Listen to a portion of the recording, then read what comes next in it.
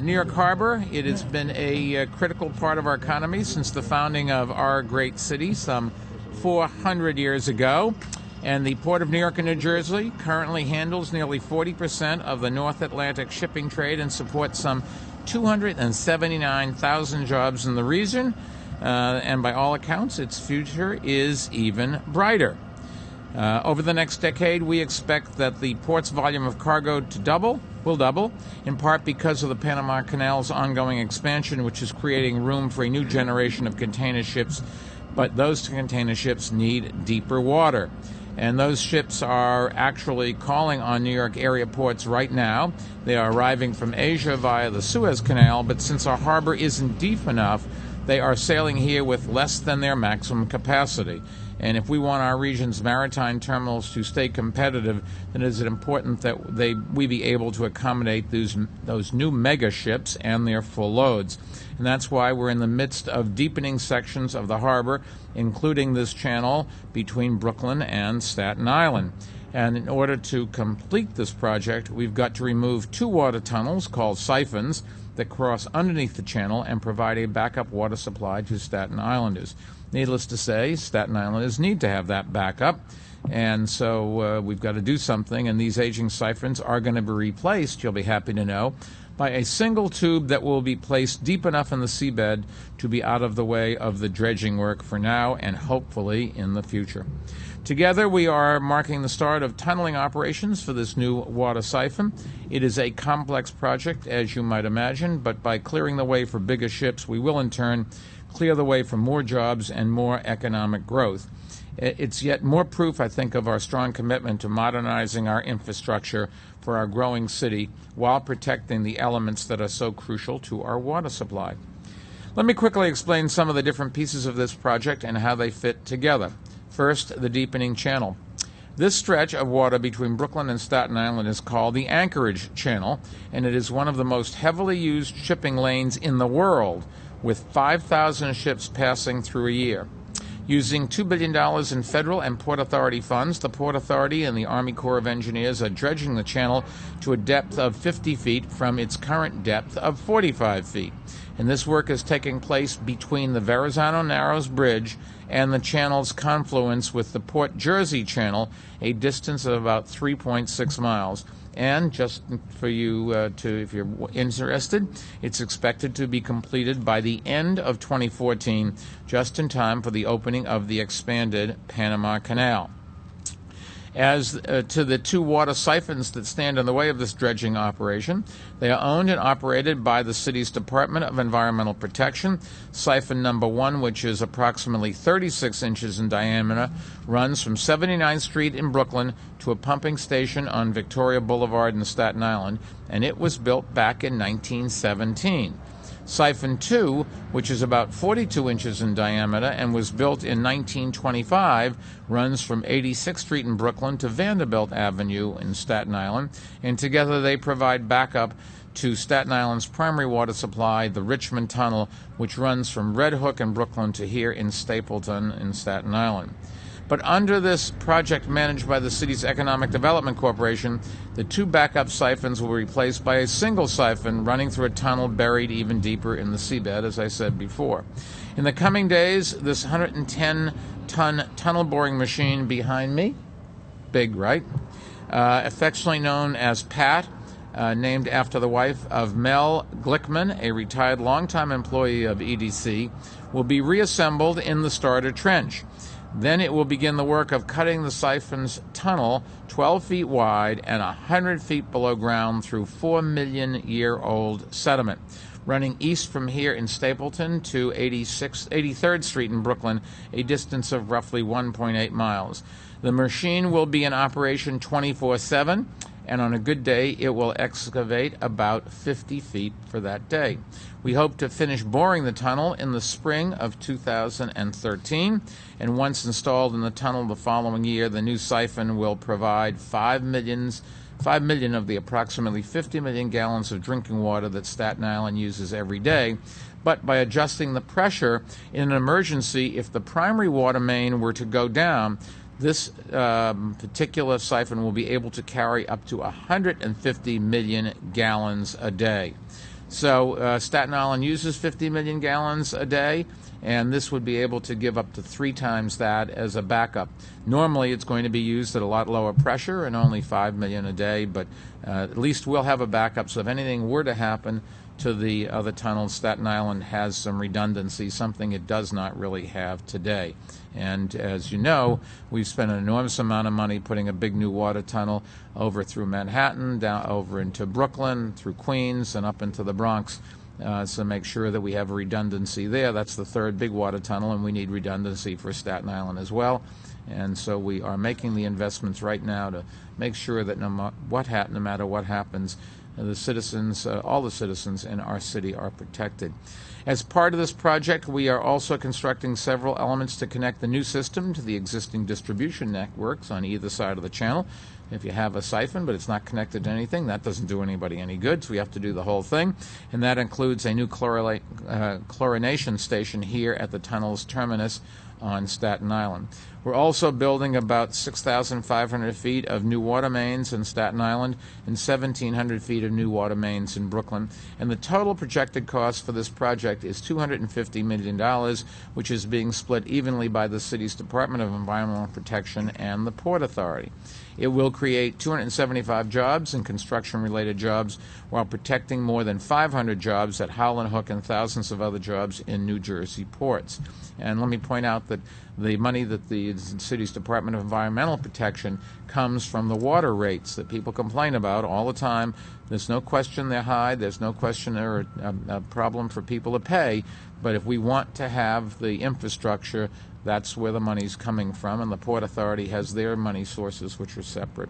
Before turning it over to some of our other speakers, I want to make 2 additional points about this project.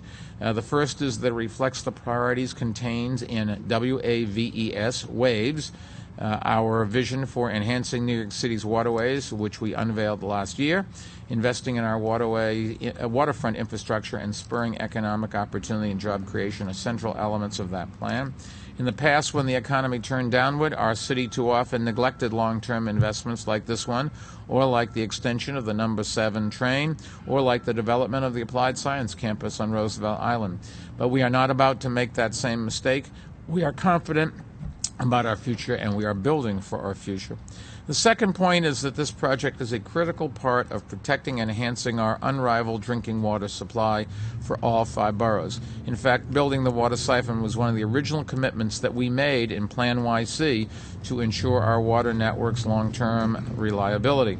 Since 2002, we have invested nearly $22 billion towards this goal, including building the 3rd water tunnel that I talked about before, the Croton water filtration plant, and the UV disinfection facility in Westchester, upgrading the Newtown Creek wastewater treatment plant, and purchasing tens of thousands of sensitive acres to protect our reservoirs upstate.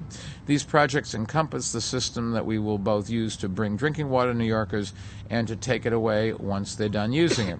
And they are a big part of the reason why we have the best drinking water in the world and why our harbor is cleaner than it has been in decades. So on that note, let me introduce some of the people who are in charge of this important project, starting with the key partner that we have in this, the head of the Port Authority, its Executive Director, Pat Foye. Pat. Thank you, Mayor.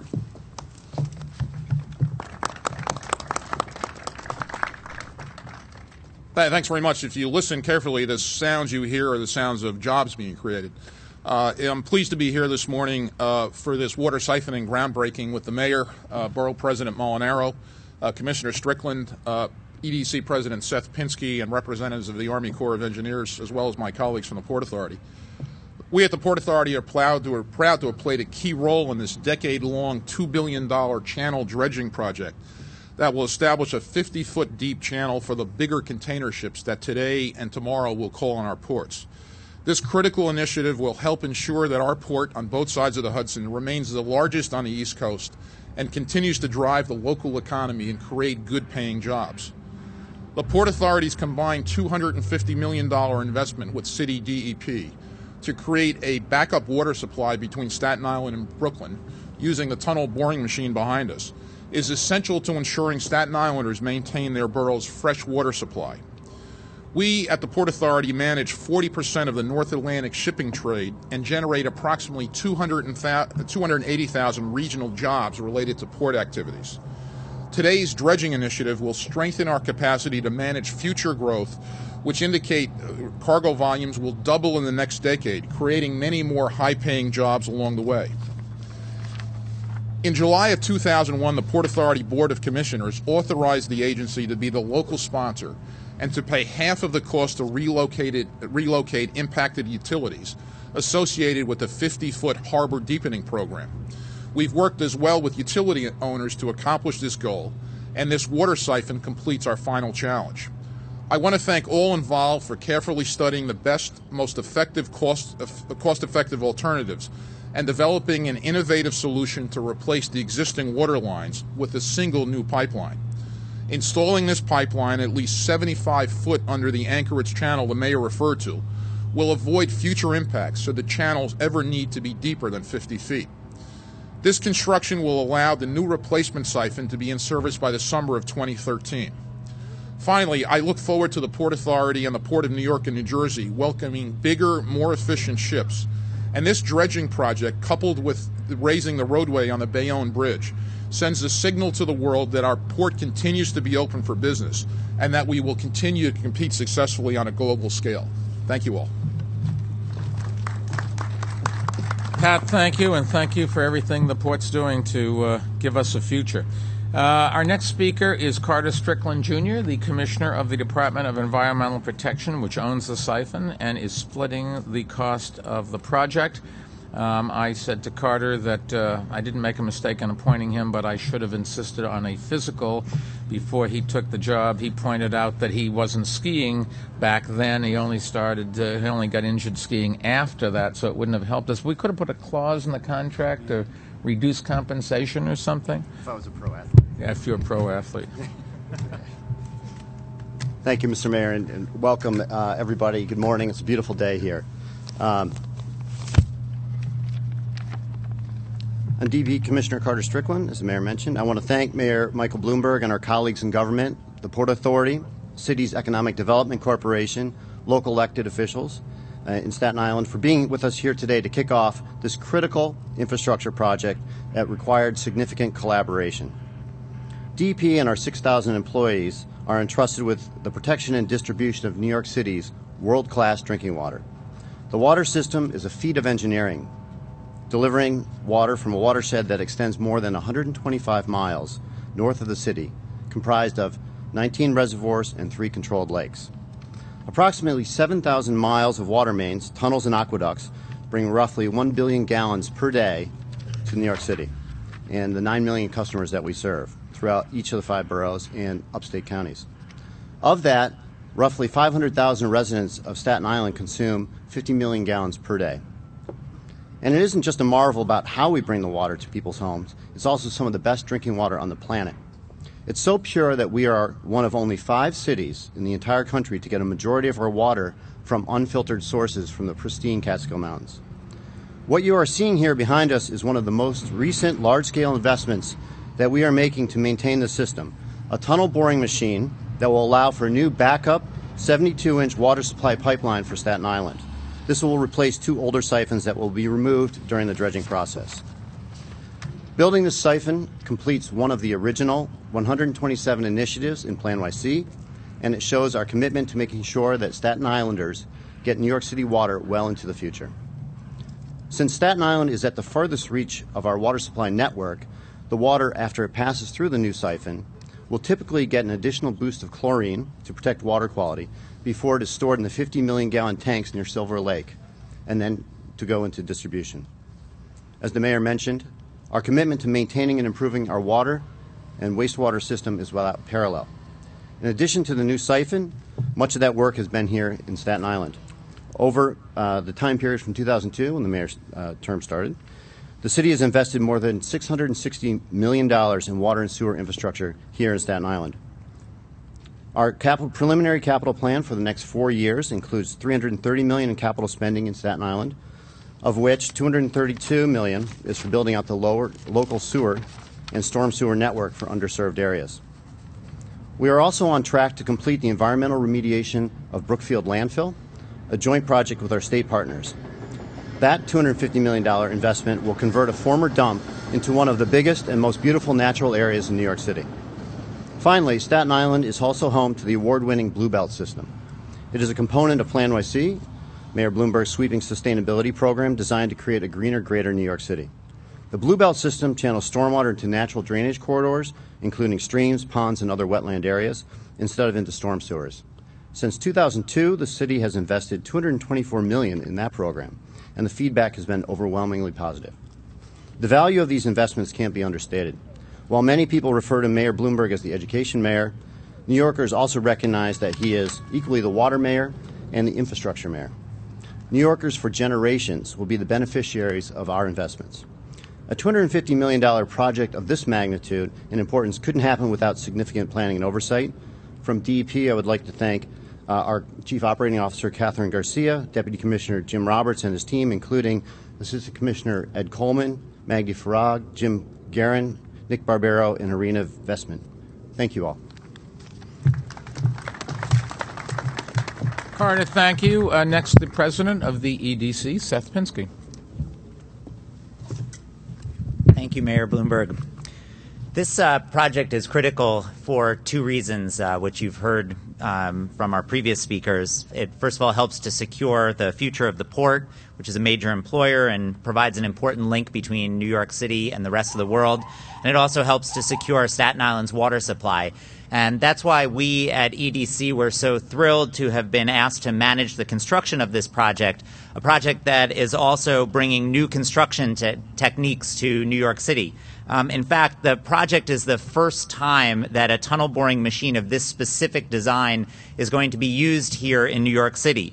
The advantage of this design is that it allows us to bore through soft ground and mud rather than rock. And it will literally create a lined tunnel behind it as it moves forward about 4 feet at a time, a process that will be replicated over 2,000 times during construction. Once launched, the tunnel boring machine is going to be in operation 24 hours a day, 7 days a week, and will be removing about 200 cubic yards of dirt each day. The project, I think, is a great partnership between a number of different agencies as well as between the administration and elected officials. And so I want to just thank a few of them. I want to obviously thank Mayor Bloomberg for his commitment to infrastructure investment in the city. I want to thank our great partners from the construction world, Tully Construction and OHL, as well as all of the workers who are actually going to be building this project. I want to thank Borough President Molinaro, Pat Foye and the Port Authority, Carter Strickland and DEP. And lastly, the team at EDC that's been working on this, David Kane, Jawad Asaf, Brian Larson, Michael Rem, and Mel Glickman, after whose wife you heard the tunnel boring machine is named. So thank you again. This is a great day for Staten Island and a great day for New York. And our last speaker, it would not be Staten Island if Jim Molinaro was not here. To say that nothing happens in Staten Island without him is overstating it. Let us say that nothing good that happens in Staten Island is not done without you. Thank you for everything you do, Jay. Thank you, Mr. Mayor. Thank you very much. I was told that they were going to be born for a train from Staten Island to Brooklyn, but I found out this morning it's not, just for water. So I asked if we could use it on and off between water and the train. They said, no, it can't be done. Today's a great day. It's a great day for Staten Island. It's a great day for us because we need that extra water in a growing population in Staten Island, and we need it for many, many reasons. On the South Shore that don't have water right now in mains and that are being put in. And I want to thank the Commissioner of DEP for what he's doing with the Blue Belt. It's really amazing what he's doing, the amount of time and money that they're putting into it. But most important of all is that if you look across into that harbor, you'll see ships each day and every day going up to the container ports.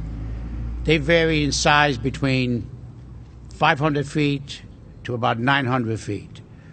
Well, the new container ships that you're going to see are going to be a quarter of a mile long. Just think of what I'm saying. A mile is 5,200 some odd feet. Well, these ships are going to be 1,200 feet long. The present ships carry anywhere between 3,000 to 5,000 containers. The new ships will carry 12,000 containers. So one ship will be carrying 1.5 amount more of containers. Now, the present ships need a draft of about 39 feet. About 39 feet. The new container ships will need a draft of 49.8 feet.